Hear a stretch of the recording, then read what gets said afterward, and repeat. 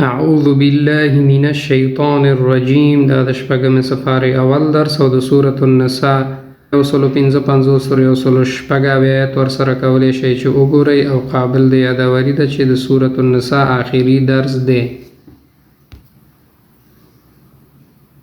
طبع مهر لګولی دی، وما صدبوه او نه په دار کړی دی دوی هغه، وبصدهم او په وجه د منع کولو د دوی، لا تغلو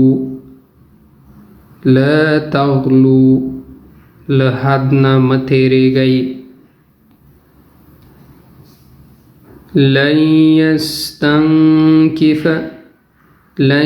يستنكف هیڅ کله به شرم نه کوي، برهان دلیل، ان امرؤ هلک کچیرې یو کس مړ شي، فلهما الثلثان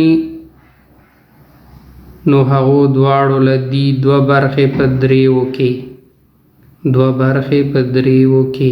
امید ده درس سمزه شوی. نورو دوستانو سره هم چنان شیر کوي. الله مو مل شه.